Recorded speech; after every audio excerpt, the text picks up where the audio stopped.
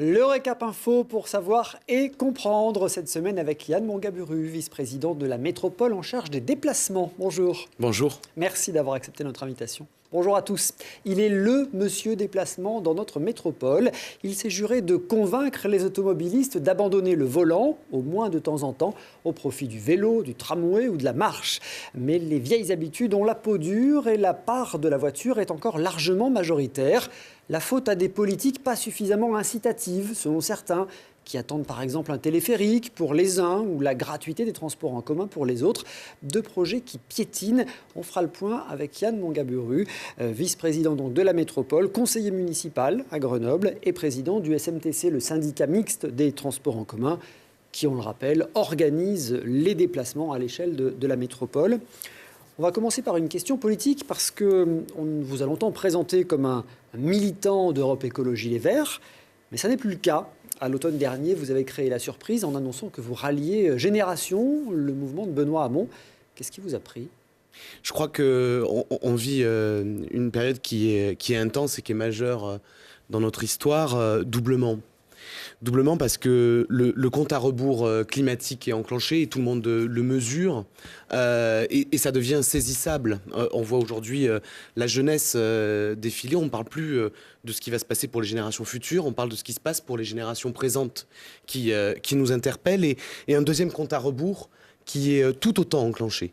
C'est celui des fractures sociales, identitaires, sur lesquelles se nourrit l'extrême droite. Et je crois que cette période-là, elle invite à re-questionner les formations politiques, les propositions politiques. La gauche a été irriguée par l'écologie a été irriguée par la gauche, et je crois qu'on est dans une nouvelle étape, celle de devoir reconstruire, recomposer, faire émerger une gauche écologiste. Génération y participe en mariant l'écologie et le social à égalité, en formulant de nouvelles propositions. Je crois que c'est des propositions d'avenir, mais au-delà de Génération, nous avons des insoumis jusqu'aux socialistes de gauche à réussir la réunion de la gauche écologiste. Mais ça veut dire qu'Europe Écologie Les Verts doit disparaître, se fondre, infuser dans les autres mouvements ? Ma conviction, c'est que l'ensemble des formations politiques qui sont issues d'une certaine histoire marquée par les années 70, quand il y avait une fracture entre une gauche productiviste et des écologistes qui se situaient ailleurs qu'à gauche. Toutes ces formations-là, aujourd'hui, me semblent peu au rendez-vous de l'enjeu de la période. L'enjeu de la période, encore une fois, face au compte à rebours climatique et au compte à rebours des fractures sociales et identitaires, c'est de réunir la gauche écologiste dans une proposition qui doit reconstruire une voie émancipatrice, une voie d'espoir, une voie de progrès social, et un progrès social qui effectivement tourne le dos au productivisme. Les écologistes ont réussi à irriguer la gauche. Aujourd'hui, les écologistes historiques doivent participer avec les militants de gauche qui ont pris à cœur la question climatique et le regard critique sur la croissance. On doit ensemble réussir à faire émerger une nouvelle famille réunie de la gauche écologiste. J'entends effectivement les termes de réunion, de ensemble, sauf qu'on voit bien qu'à chaque fois qu'un mouvement naît, eh bien, il réussit encore moins à créer cette réunion et cet ensemble de la gauche écologiste. Et vous avez raison, et les élections européennes sont une merveilleuse occasion ratée de la réunion de cette famille, mais inlassablement, je continuerai à croire que c'est cette voie-là qu'il faut engager. On en a fait la démonstration en 2014 à Grenoble. Mais il n'y a qu'à cette échelle-là que ça a marché. Ailleurs, l'union semble impossible. Au-delà de l'élection municipale, on en a fait la démonstration à l'échelle métropolitaine, où on a construit un contrat de majorité d'une gauche citoyenne, écologiste, dans sa diversité. Mais au niveau national, est-ce que c'est possible, profonde ? Au niveau national, les égos des uns et des autres ne sont-ils pas au-dessus de tout ça et trop forts ? Je ne sais pas si c'est possible, je sais que c'est nécessaire. On en reparlera quand on évoquera tout à l'heure les élections européennes. Donc vous battez pavillon Génération à la métropole. Vous allez donc rejoindre le groupe Génération dans lequel siègent Paul Bron et Thierry Monel. J'ai pris un engagement et j'ai été élu sur une liste par les Grenoblois. Et c'est au nom de cette élection que je suis engagé dans un groupe à l'échelle municipale comme à l'échelle métropolitaine. Et j'ai indiqué tout combien je resterai évidemment évidemment solidaire de l'engagement pris devant les électeurs. Ça n'empêche en rien, bien au contraire, de travailler avec tous les militants de Génération, et y compris les élus Génération, ceux qui siègent à la métropole comme ceux qui siègent dans les différentes communes. Vous comprenez que ce soit un peu difficile à comprendre pour l'électeur lambda ? Évidemment. Évidemment que ces moments de recomposition, ils sont difficiles à comprendre et à saisir. Et ils ne durent que depuis trop longtemps. On voit depuis des années la gauche, les gauches, dans leurs différentes formations, s'affaiblir et se fracturer. Et je le redis, nous avons besoin de sortir des anciennes formules issues des années 70 et de s'engager dans une profonde transformation politique de la gauche écologiste. Alors, pardon si j'ai un raisonnement encore trop ancienne génération, mais est-ce qu'on ne peut pas vous taxer de faire de la stratégie politicienne à l'aube des municipales de 2020 ? Avec Génération, finalement, vous élargissez le spectre électoral des seuls Verts qui ont gagné en 2014.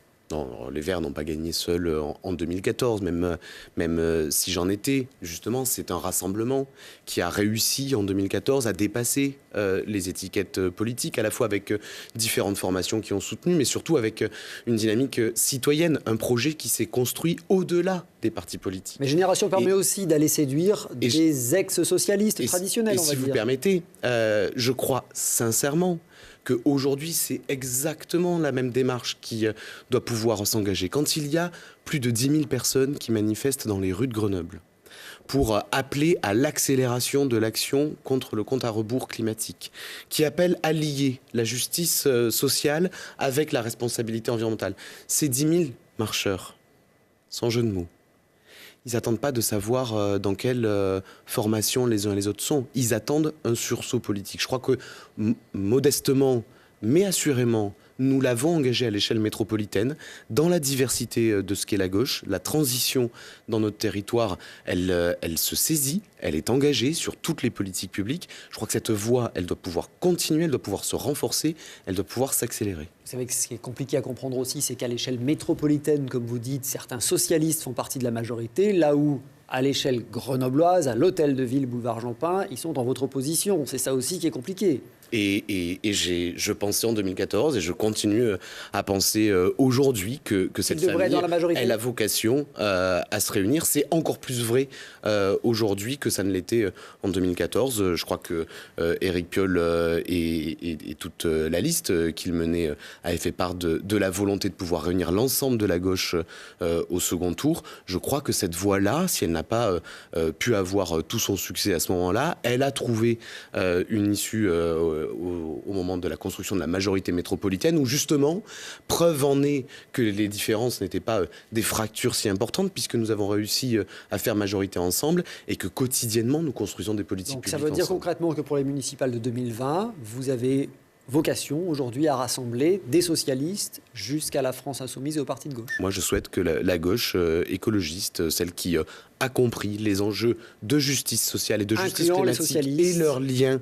entre les deux facettes d'une même pièce, puisse construire ensemble et au service des citoyens. Les citoyens, ils tracent une route, ils la tracent assez clairement. Encore une fois, 10 000 personnes dans la rue avec des messages qui étaient très clair, très ambitieux. La question de ceux qui sont engagés politiquement sur le plan bénévole, militant comme des élus, c'est de savoir faire écho à cette mobilisation sociale qu'on sent quotidiennement dans le territoire. Creusons un peu pour les municipales de l'an prochain. Vous avez vu que La République En Marche a clairement fait de la ville de Grenoble un de ses objectifs, annonçant un grand rassemblement qui pourrait, selon En Marche aussi, rassembler les socialistes. Les socialistes sont finalement au cœur du jeu. Ce n'est pas vrai que d'En Marche. Il y a deux opérations qui essayent de faire main basse sur la ville.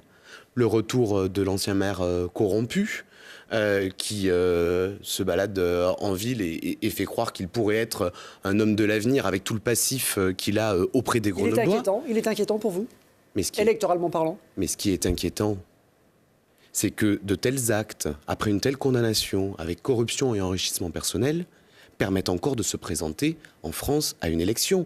Dans aucun métier, quelqu'un qui a été condamné dans ces conditions-là pourrait continuer à exercer son métier professionnel. Emmanuel Macron avait pris un engagement au moment de la campagne présidentielle. C'était d'interdire justement à ceux qui avaient un casier judiciaire de pouvoir se présenter aux élections. Cette loi ne pourrait pas être rétroactive quoi qu'il en soit. Pourquoi ? À mon avis, ça serait forcément attaqué par le Conseil Pour constitutionnel. les élections passées, il y avait une proposition d'Emmanuel Macron à l'élection présidentielle pour dire que tout élu qui n'avait pas toute personne qui n'avait pas un casier vierge ne pourrait pas se présenter aux élections. Revenons à mon grand rassemblement. Depuis, notre président de la République a manifestement oublié cet engagement. Je le dis, c'est 2 opérations de main basse sur la ville qui sont dangereuses pour le territoire. Donc vous entendez bien quand même cet appel au rassemblement, ni Piolle ni Carignan. Comme celle qui tente aujourd'hui de faire une proposition qui mettrait le libéralisme gouvernemental qu'on constate tous les jours dans toutes les fractures, les tensions qu'il crée en France comme chez nous. Les millions d'euros ponctionnés sur le logement social pour mettre en fragilité les plus précaires, tous les débats que nous avons pu avoir sur la façon dont ont été ponctionnés les plus fragiles parmi les retraités. Est-ce que c'est ça que nous voulons dans notre territoire? Je crois sincèrement que le message des habitants, des citoyens, des associations aujourd'hui, c'est que ici, nous devons être pionniers des défis de notre époque. Les défis de notre époque, c'est comment nous arrivons à recoudre socialement, comment nous arrivons à modifier notre modèle de développement. Savoir s'inscrire dans notre histoire, c'est savoir être à la hauteur de ce caractère de pionnier.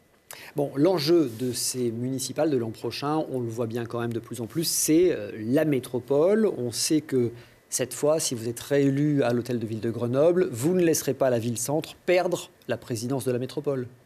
Je ne sais pas... Qu'est-ce que vous entendez par là? On est dans une majorité métropolitaine aujourd'hui. Moi, j'ai un guide, je crois que le chemin qu'on a parcouru collectivement, encore une fois, dans cette majorité avec l'ensemble des gauches et des formations, aussi avec les communes plus périurbaines, rurales et de montagne, a engagé un travail qui est saisissable désormais sur le terrain en termes de transition. J'agirai, j'ai été ouvrier de la construction de cette majorité. Je suis aujourd'hui ouvrier de cette majorité métropolitaine. La ville-centre ne doit pas revendiquer la présidence.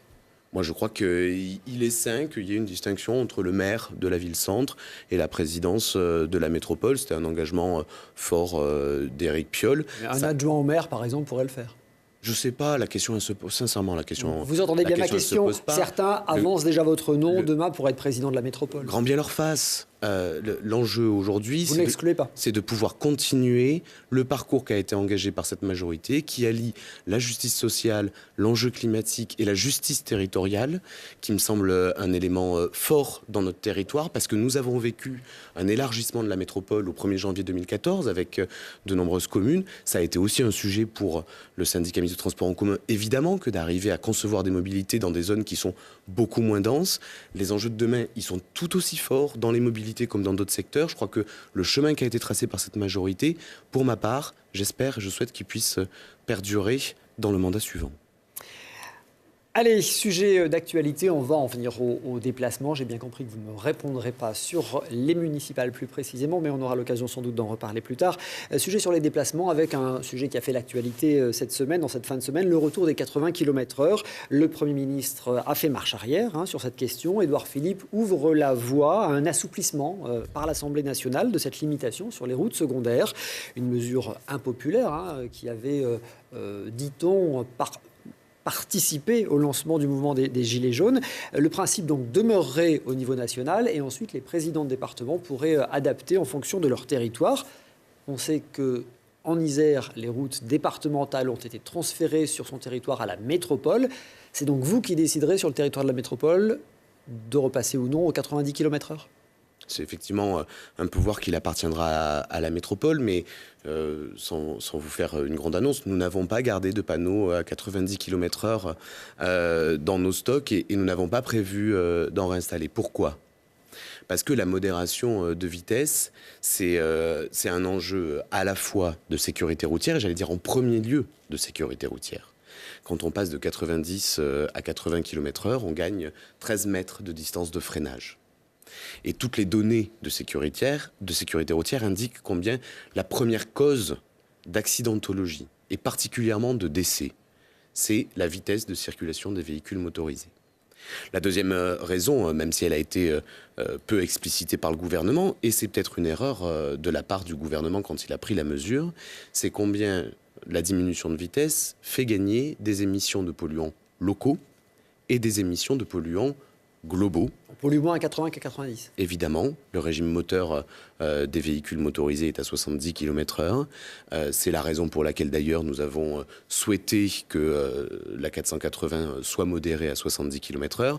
Vous imaginez bien que si nous avons souhaité la généralisation du 30 km/h dans nos villes et nos villages, la mise à 70 km/h du boulevard périphérique métropolitain, et nous continuerons à agir pour que ça soit aussi le cas sur la Rocade Sud et vers le Grésivaudan, c'est pas pour remonter les modérations de vitesse. L'enjeu de santé publique, comme l'enjeu de sécurité routière, il mérite mieux que quelques polémiques ou quelques irresponsabilités de certains. Donc le Premier ministre avait raison finalement d'abaisser à 80 km/h. Évidemment, et j'avais eu l'occasion de le dire, quand les mesures sont bonnes, il faut savoir le dire, et je l'avais dit dès la prise de la mesure du Premier ministre. D'ailleurs, cette mesure du Premier ministre avait été prise suite à un comité interministériel de la sécurité routière, parce que toutes les associations de sécurité routière l'ont indiqué depuis des années, et au-delà de la France, parce qu'à l'échelle européenne, le Parlement européen a régulièrement réinterpellé les États sur la nécessité de diminuer les vitesses autorisées. Allez, question plus immédiate. Cette semaine a été lancée une campagne contre les incivilités dans les bus et les trams à Grenoble. Une centaine d'agents ont sillonné en cette fin de semaine le réseau TAG pour porter la bonne parole. Écoutez le directeur de la CEMITAG. On a voulu une campagne un petit peu décalée, ne pas cibler spécialement les incivilités et stigmatiser les contrevenants, mais plutôt massifier les bons comportements. Et à ce titre-là, donc on a 100 agents de la CEMITAG qui pendant 3 jours sillonnent le réseau en distribuant d'ailleurs des goodies sympathiques, notamment pour ceux qui mettent un peu la musique trop fort des écouteurs, ceux qui auraient tendance à mettre les canettes de Coca-Cola ou autres par terre, des petits sacs poubelles. Donc on fait une campagne qui se veut humoristique, pédagogique, pour rallier à nous un maximum de passagers de nos transports en commun. C'est forcément la ligne A qui est la ligne emblématique du réseau grenoblois, qui transporte plusieurs dizaines de milliers de personnes par jour, qui est évidemment celle qui connaît le plus d'incivilités. Mais pas que, mais c'est proportionné à la fréquentation. Monsieur le Président, ne pas mettre les pieds sur les fauteuils, ne pas écouter la musique trop fort, se promener avec un chien qui soit muselé... On est vraiment sur les basiques, là.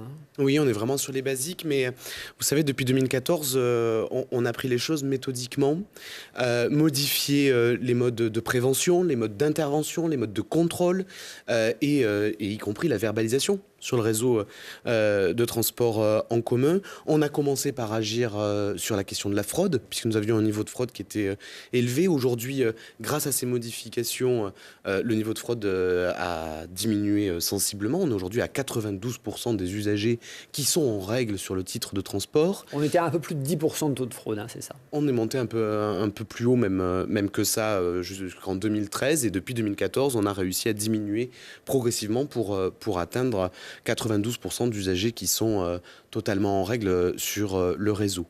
La deuxième étape qui était pour nous importante, c'était d'agir contre le harcèlement dans les transports publics. Ça a été le choix l'année dernière d'une campagne d'information, de sensibilisation, j'allais dire de responsabilisation de chacun. À la fois pour dire qu'est-ce qui n'est pas permis, et à la fois pour que chacun des usagers soit aussi un régulateur, soit aussi quelqu'un qui est en capacité d'intervenir. C'était les nouveaux boutons poussoirs pour pouvoir solliciter une intervention s'il y avait une situation de harcèlement sexiste, et désormais la capacité de verbaliser, puisque nos contrôleurs désormais peuvent verbaliser tous les propos, les gestes sexistes qui sont constatés sur le réseau. C'est un élément important parce que c'était une demande très forte de la part des usagers du réseau de transport en commun, usagers qui sont majoritairement des femmes sur notre réseau comme ailleurs en France. Et donc après ces deux actions, aujourd'hui nous souhaitons renforcer encore sur les incivilités. Pourquoi ? Parce que sur les éléments de fraude, de sécurité, les voyants sont au vert, j'ai envie de dire. Nous sommes un des réseaux les plus sécures en France. C'est constaté d'ailleurs par les usagers. Dans la dernière enquête, 92% des usagers disent se sentir en sécurité. Alors, tout va bien. Sur le réseau de transport collectif. Mais nous souhaitons plus que de la sécurité. Nous souhaitons du confort, nous souhaitons du plaisir. Et donc c'est les incivilités désormais qu'il faut faire reculer.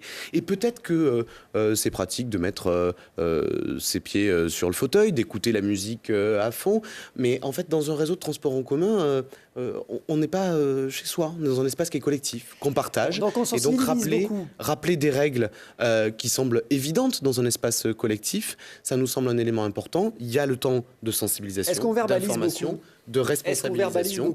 Et à compter de juin, il y aura la verbalisation. C'est le deuxième message, toujours celui d'informer, de sensibiliser, de responsabiliser et de sanctionner ceux qui n'auront pas été à la hauteur du message attentif, souriant que nous leur faisons. Nous les invitons à dire bonjour en rentrant dans le bus. Nous commençons par leur dire bonjour. Nous espérons le bonjour. Et on verbalisera davantage une fois que le message de prévention sera fait, j'entends bien. Les contrôleurs, d'ailleurs, seront aussi, pour certains, désormais équipés de caméras piétons pour essayer d'apaiser les tensions lors des contrôles. C'est des éléments de protection individuelle que d'autres réseaux ont expérimenté, que nous allons expérimenter justement à compter du mois de juin. C'est cette nouvelle phase, de façon à ce que toutes les personnes qui sont en situation de prévention ou de contrôle soient elles-mêmes protégées dans le cas où les situations deviennent plus compliquées. Et c'est une expérimentation qui a été réussie sur d'autres réseaux en France, que nous allons expérimenter à partir du mois de juin. Sur une trentaine d'agents pour cette expérimentation qui durera plusieurs mois. On rappelle que tous les bus et tous les trams sont équipés de caméras de vidéosurveillance. Évidemment, nous en avons renforcé l'équipement. Vous savez que dans ce mandat, on a beaucoup renouvelé les bus de l'agglomération grenobloise. Donc désormais, l'intégralité du réseau est équipée de vidéosurveillance parce que la vidéosurveillance a fait la démonstration de son efficacité dans les espaces clos. Et l'un bus ou un tramway, c'est un espace clos. Donc nous avons fait ce choix de façon déterminée. Ce sentiment de sécurité, il est d'autant plus important que les horaires de fonctionnement des bus et de certains bus et des trams a augmenté. L'amplitude horaire a augmenté. L'amplitude horaire a augmenté, vous avez raison. On oublie souvent le chemin parcouru, mais depuis le 1er septembre 2014, nous avons créé un réseau nocturne qui dessert toute l'agglomération grenobloise. C'était le cas pour les tramways, moins pour les bus? Tout à fait. Peu y croyaient quand nous l'avons fait. Encore une fois, c'est un réseau qui commence à 5h du matin, qui finit à 1h du matin. C'est une des amplitudes horaires en France les plus larges. 75% de la population métropolitaine a à moins de 500 mètres de chez soi une ligne de bus ou de tramway avec cette amplitude horaire-ci. Nous avons encore renforcé les choses avec la Chrono 7 depuis septembre de l'année dernière, la ligne de rocade que nous avons créée, le nouvel chronobus. De la même façon, nous avons créé le dispositif que nous appelons Sérénité, qui permet justement que sur les lignes de bus, à partir de 22h, on puisse faire de l'arrêt à la demande entre deux arrêts de bus pour être déposé plus proche de chez soi. L'expérimentation a été tellement concluante que nous avons décidé de la pérenniser, ce dispositif Sérénité, et tellement concluant qu'aujourd'hui, le Sénat a voté l'obligation pour tous les réseaux en France de mettre en place ce type de dispositif. Bon, finalement, il ne reste plus qu'un seul argument pour rendre définitivement attractifs les transports en commun grenoblois, c'est qu'ils soient gratuits. La gratuité des transports en commun, c'était partiellement une promesse de campagne d'Éric Piolle, promesse pour l'instant non tenue. Vous l'avez écartée, mais pas complètement. On dit qu'une étude est en cours pour essayer d'évaluer les coûts et l'intérêt de la gratuité. Alors, nous n'avons pas écarté, et il y a un chemin qui a été parcouru très grandement depuis 2014. Permettez-moi 3 éléments, encore une fois. Avant septembre 2014, l'usager de Visil qui prenait le bus pour venir à Grenoble payait 5,20 €. Et nous avons fait le choix déterminé de considérer que tous étions métropolitains, que c'est donc la même tarification. Ça paraît logique, Visil ayant intégré la métropole. Ça paraît peut-être logique, mais moi je me rappelle d'une élection municipale où un candidat contradictoire indiquait qu'il souhaitait la gratuité pour les Grenoblois et faire payer plus cher aux périurbains. Je crois qu'il est aujourd'hui candidat putatif à la mairie de Grenoble encore. J'aimerais bien entendre désormais sa proposition. La deuxième chose que nous avons fait, c'est effectivement de prendre en compte la contribution, la capacité de contribution de chacun, et le rapport indépendant que nous avons demandé en arrivant a démontré justement que les jeunes étaient ceux qui contribuaient le plus proportionnellement à leurs revenus. Quand nous sommes arrivés, l'abonnement était à 30 € par mois. Progressivement, il a diminué à 15 € par mois. On l'a divisé par 2 et c'est un véritable succès puisque le nombre d'abonnés ne cesse d'augmenter. Cette nuance n'était pas dans la proposition de campagne d'Éric Piolle. J'en conviens. C'était la gratuité pour les 18-25 ans. J'en conviens parfaitement. Sous-entendu, quel que soit leur niveau de revenu. J'en conviens parfaitement. Et le troisième élément que nous avons fait, c'était les mesures en cas de pollution, qui était un engagement justement de la campagne des municipales et que nous avons réussi à faire plus largement que sur le ressort territorial du syndicat mixte des transports en commun, puisque nous avons pensé le dispositif dans sa cohérence avec les amis du Voironnais, du Grésivaudan, de la région et du département, avec cet engagement tarifaire. Donc, promesse tenue.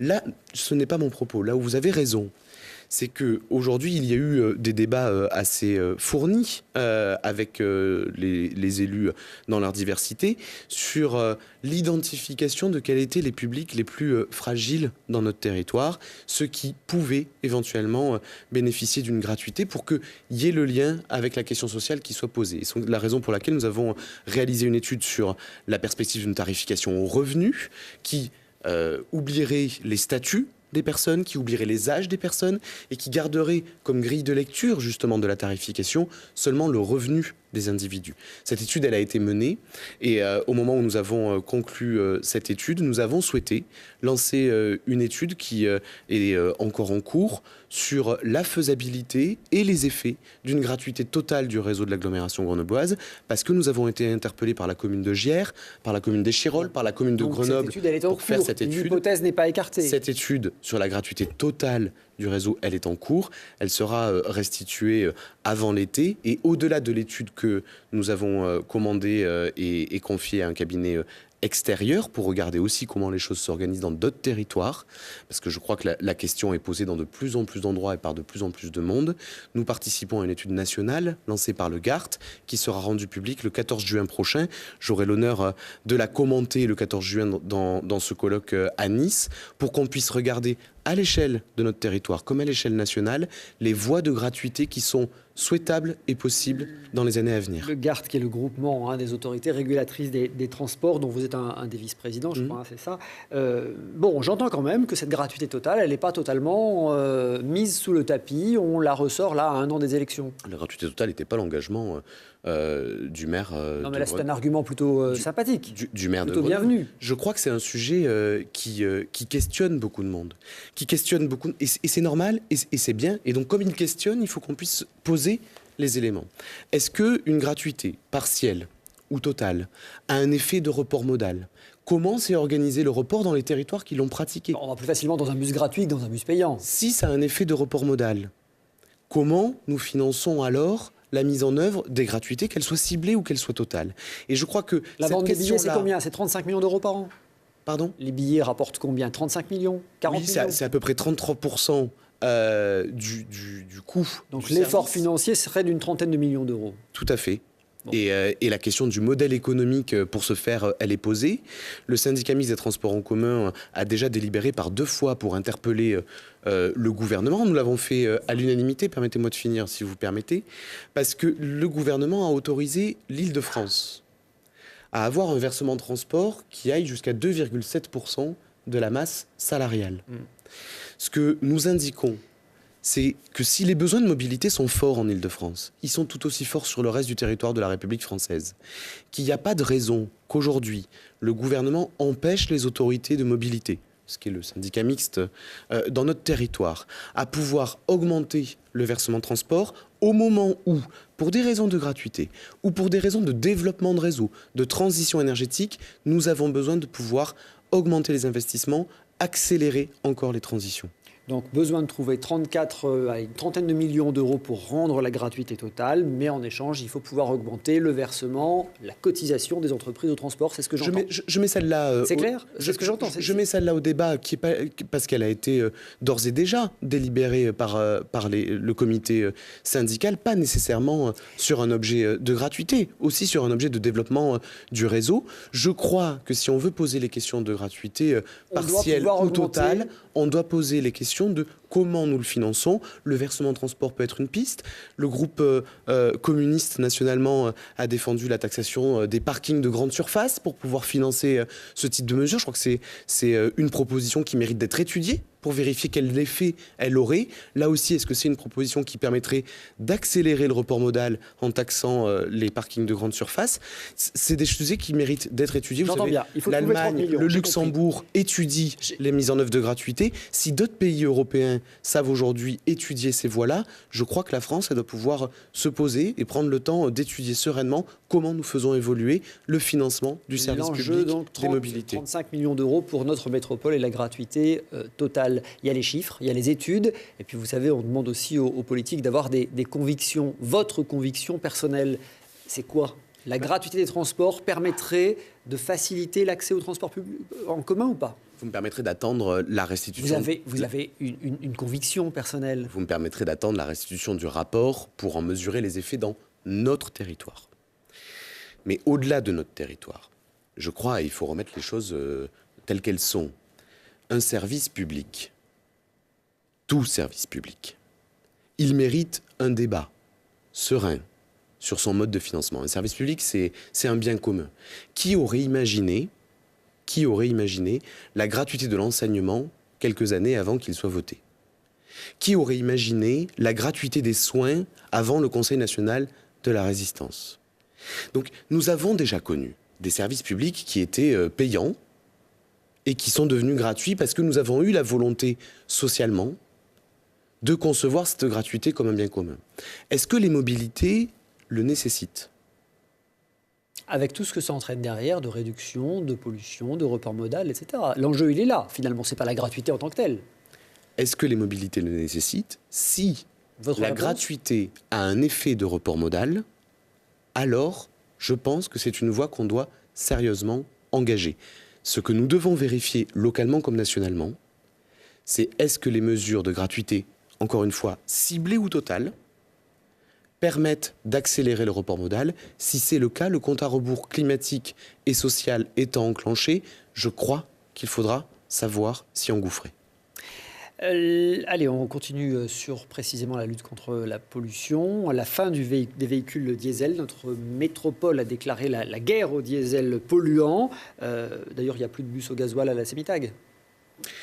Depuis 2014, nous avons choisi d'investir massivement sur les bus.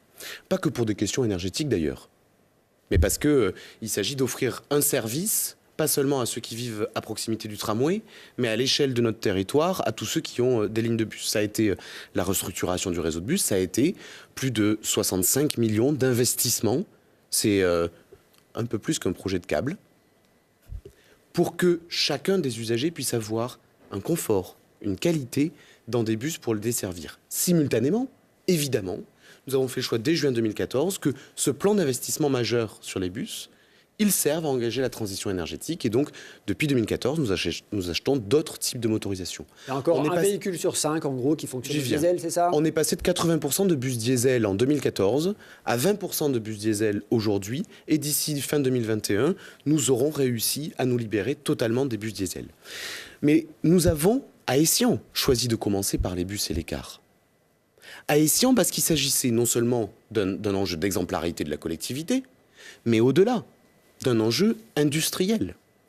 D'arriver à bousculer les chaînes industrielles des constructeurs sur le fait que oui, nous devons quitter le diesel, mais au-delà du diesel, le fossile, pour nous engager vers les carburants d'avenir. C'est un enjeu de pollution locale, sur les PM10, les dioxydes d'azote, et principalement les dioxydes d'azote quand on parle du diesel. C'est un enjeu de pollution globale sur les gaz à effet de serre. Cette transition, c'est loin d'être une guerre. C'est une façon de se libérer des énergies qui sont les plus coûteuses, les plus polluantes, les plus morbides, pour aller vers des énergies qui sont moins coûteuses, moins polluantes, moins morbides et qui créent de l'emploi local. Parce que j'ai un deuxième élément clé que je voudrais vous livrer. On parle souvent de cette transition sous l'aspect sanitaire et c'est juste. On en parle très peu, trop peu, sur l'enjeu économique. Grenoble École Management, à qui nous avons confié une étude sur la transition et la sortie du diesel, a révélé que notre territoire économisera 12 millions d'euros chaque année quand nous serons passés au GNV, à l'électrique, à l'hydrogène. Parce que d'ores et déjà, aujourd'hui, pas demain, pas après-demain, pas dans 10 ans, aujourd'hui, l'usage du gaz naturel véhicule, l'usage de l'électrique coûte moins cher que l'usage des énergies auxquelles nous nous sommes trop habitués parce que l'État français a sursubventionné ces énergies. On a pris en compte l'économie qui va naturellement mourir si on l'abandonne. Évidemment. Et donc nous avons bien le bilan de la nouvelle économie versus l'ancienne économie. Et je veux le dire justement, dans les nouvelles carburations, il y a deux éléments clés pour le territoire, au-delà de l'économie que vont faire les entreprises ou vont faire les familles dans leur carburant. Il y a deux éléments clés. Le premier, c'est qu'en termes de maintenance, ce sont des véhicules qui nécessitent plus de maintenance, ceux au GNV ou à l'électrique. C'est donc, pour tous les concessionnaires, les garagistes locaux, un élément d'adaptation, mais de relocalisation d'économie. J'ai bien compris, mais l'enjeu, vous avez bien compris que c'était la transition. Le deuxième élément, c'est la production d'énergie. Nous ne produisons pas de diesel ou d'essence dans notre territoire. Nous pouvons produire du bio-GNV dans notre territoire, nous avons commencé à le faire et nous allons continuer à augmenter les capacités de production. Nous pouvons produire de l'électricité renouvelable, nous avons commencé à le faire. C'est ici qu'on a inventé la houille blanche. La transition. Et la transition, c'est justement... Qu'est-ce qu'on fait pendant la transition ? La capacité de porter un cap, d'indiquer où on va et de faire les choses progressivement par étapes. Progressivement par étapes, en commençant par les véhicules de collectivité. Aujourd'hui, le travail que nous engageons, c'est sur les poids lourds et les véhicules utilitaires, avec 10 communes qui, depuis le 2 mai, indiquent que les poids lourds et les véhicules utilitaires qui ont un certificat 5 n'ont plus le droit de circuler. Cette fameuse zone à faible émission. La zone à faible émission, et d'engager toutes les aides. Toutes les aides. Nous sommes en train de construire 2 stations-service au gaz naturel véhicule, une qui sera mise en service cet été, 2 autres qui sont portées par Total dans le territoire. Nous aidons les professionnels et j'espère demain les particuliers. Parce que la ZFE, elle concerne aussi les particuliers. Tout à fait. Et eux ne sont pas aidés. Et j'espère demain les particuliers. Je le dis, nous avons commencé à le faire sur du conseil. Dans le partenariat entre le syndicat mixte de transport en commun et l'ADEME, l'opération Plaque ta caisse, qui vient accompagner justement ceux qui sont propriétaires d'un véhicule polluant pour identifier quelle est la solution la plus adaptée pour ces publics-là. Et nous allons jusqu'à l'aide à l'achat pour que chacun puisse avoir l'aide amorçage pour se libérer du diesel et aller vers les carburants du futur. Allez, encore quelques minutes d'émission, 2-3 sujets très rapidement. Le câble, le transport par câble, c'est un serpent de mer, on ne le voit pas arriver, ce câble entre Fontaine et Saint-Martin-le-Vinoux. D'étude en étude, il est reporté. Ah bah je vois pas qu'est-ce qui vous fait dire ça. C'est un projet sur lequel il y a eu une concertation préalable en 2015. Après la concertation préalable, nous avons engagé les études complémentaires. Nous venons là de recruter une assistance à maîtrise d'ouvrage pour pouvoir se faire. Et la mise en service du projet de câble est prévue au plan de déplacement urbain pour 2023, simultanément au maillage du réseau de tramway et du réseau de bus. Ça sera un nouveau réseau cadencé qui permettra de permettre de plus grandes correspondances. Le câble est un élément déterminant de ce réseau cadencé, maillé pour faciliter les correspondances dans le territoire. Et pour ma part... Tout le monde n'est pas convaincu, hein. Même certains écologistes disent qu'on aurait pu mettre les 55 millions d'euros ailleurs, par exemple dans le tram. Mais il y a près de 60 millions d'investissements prévus dans le tram d'ici 2023 pour réaliser justement le réseau maillé et cadencé. C'est pas fromage ou dessert, ça peut être les deux. C'est fromage et dessert. C'est un nouveau réseau. Il faut qu'on imagine qu'à échéance 2023, dans notre territoire, nous aurons 8 lignes de tramway différenciées. Nous aurons 2 lignes de bus à haut niveau de service, celui vers Montbonneau près de l'eau, celui de Rocade. Nous aurons le câble pour le nord-ouest de l'agglomération, de façon à faciliter les correspondances et à franchir les obstacles naturels ou un peu moins naturels qui sont dans le secteur. Donc c'est d'ici 2023 des investissements majeurs, près de 150 millions, pour avoir un réseau qui soit totalement maillé, cadencé à l'échelle de l'ensemble du territoire métropolitain. Le câble en est un maillon. Et peut-être gratuit, donc j'ai bien compris. Les travaux sur la 480, un mot, ils ont largement commencé, ils vont plutôt vite, ça se passe plutôt bien. Le président du SMT, enfin le vice-président de la métropole est plutôt content. Le conseiller municipal grenoblois un peu moins ? Non. Nous continuerons à agir et j'ai encore échangé récemment avec le PDG d'AREA sur le fait que nous attendons des réponses à nos demandes répétées depuis le départ sur le dossier. J'ai entendu... Le projet tel qu'il est aujourd'hui ne vous convient pas ? J'ai entendu quelques ouvertures, et tant mieux. Le 70 km/h a désormais été obtenu. C'était un élément important que nous avions mis dans la discussion. La voie dédiée covoiturage, les études sont désormais conclusives. C'est pas acquis encore. Hein. Les études ont été conclues. La décision n'est pas prise. J'attends désormais la décision. Et il y a quelque chose de dangereux à avancer dans les travaux sans avoir permis les éléments qui permettent le report modal, y compris pendant la phase de travaux. Et c'est la raison pour laquelle je continuerai à dire l'urgence qu'il y a, à ne pas juste débattre et discuter d'une voie dédiée covoiturage, quand tous les rapports nous disent comment il faut le faire, qu'on peut le faire et que ça a des effets vertueux, y compris pour les automobilistes, nous devons le faire. Le dernier élément, le troisième, que le SMTC régulièrement a délibéré et sur lequel il réinterpelle, c'est d'avoir une voie dédiée aux cars et aux bus au sud de l'agglomération grenobloise, au sud du Rondeau, sur la bande d'arrêt d'urgence. C'est possible et ça marche depuis 10 ans. Au titre d'une expérimentation qui dure depuis 10 ans. Du côté de Saint-Égrève, je crois que les habitants du sud de l'agglomération, et au-delà du sud de l'agglomération, je pense notamment à tout le Trièves, ont aussi le droit d'avoir du transport public qui soit robuste et dont les horaires puissent être respectés parce qu'il y aurait tout ça, sur la bande d'arrêt d'urgence une voie dédiée. J'ai bien compris. En un mot, vraiment, est-ce que du coup, le SMTC, pendant ce chantier de la 480 et du Rondeau qui va être très perturbant, est-ce que le SMTC a déjà réfléchi à augmenter sa proposition de service pour tenter de convaincre les automobilistes de prendre plutôt le bus ou le tram ? Encore une fois, le sujet n'est pas que sur le bus et le tramway, mais vous avez raison de poser cette question. Et oui, c'est un sujet de discussion avec AREA. Et c'est la raison pour laquelle j'ai réindiqué au PDG d'AREA que je souhaite pour ma part depuis 2 ans qu'il y ait un partenariat entre AREA et le syndicat mixte de transport en commun.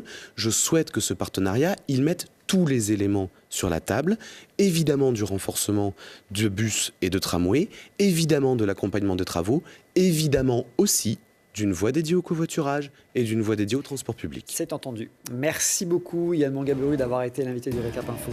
Merci à tous de votre fidélité. Retrouvez-nous tout de suite sur Internet, sur les réseaux sociaux pour la question bonus à Yann Mongaburu. Et la semaine prochaine, bien sûr, avec un nouvel invité.